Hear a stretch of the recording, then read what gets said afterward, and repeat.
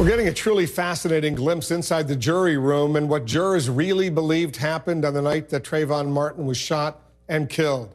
Our Anderson Cooper sat down for an exclusive interview with the only juror to speak out in this case, the juror called B37. Do you think Trayvon Martin threw the first punch? I think he did. What makes you think that? Because of the evidence of on the tee or on the sidewalk where George says he was punched. There was evidence of his flashlight and keys there, and then a little bit farther down there was a flashlight that he was carrying. And I think that's where Trayvon hit him. So you think, based on the testimony you heard, you believe that Trayvon Martin was the aggressor? I think the roles changed.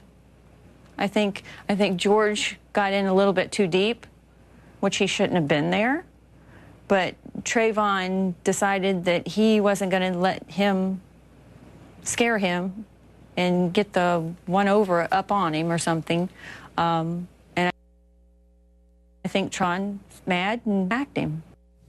Let's get some reaction from Natalie Jackson now. She's a family attorney for the Trayvon Martin family. Natalie, what's your reaction when you heard this juror explain her sense and one of the reasons why she and the others apparently decided that George Zimmerman was not guilty?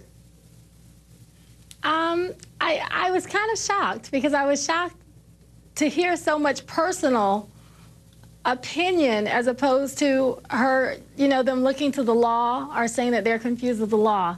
Even when asked the question that you just posed, I think her answer was yes, I thought that George was the aggressor, but then she said the roles changed in her mind, but she wasn't able to point out how she thought the roles changed, except that she thought that Trayvon sucker punched George. Yeah, she thought that Trayvon Martin threw the first punch and that he was apparently on top. She also said she believed that it was George Zimmerman who was crying out for help. He thought his life was in danger, and that's why he shot him. That was her explanation why she decided, and she went into the jury deliberations convinced that he was not guilty. Right, and when I watched the interview too, and I think once again I was just surprised that the amount of benefit that when she talked about even Rachel Gentile and she didn't feel that she was honest, I understand that, but then she said in the same token that George had inconsistencies, but she felt he was telling the truth. And really the whole self-defense of George Zimmerman was based on George Zimmerman. I think many thought that his credibility being a problem was one of the reasons that the jury would convict him. Have you had a chance to speak with the family, the mom and dad of Trayvon Martin, about this interview that the juror gave to Anderson Cooper? No, not about the interview. We just spoke to them after the verdict came down, and one of the things that Sabrina said, she said that she was not going to allow this verdict to define her son. And she said that she would define her son. There are many people in the community who are, upset because they felt this verdict meant that, and we kind of heard the jury insinuate that Trayvon Martin was responsible for his own death. Listen to what Rachel Gentile, what she said to Piers Morgan in the interview about Trayvon Martin and his use of marijuana, because I'm anxious to get your reaction. Listen to this. No. Did you ever see him with a gun? No. What about drugs? Drugs. Okay. Weed, you say marijuana, but in my area, we say weed. My area, weed, for Trayvon, I can explain one thing. We don't make him go crazy. It just make him go hungry. But he did. That's the best thing I could say. He make him hungry. Did he take a lot of weed? No. How much would you say?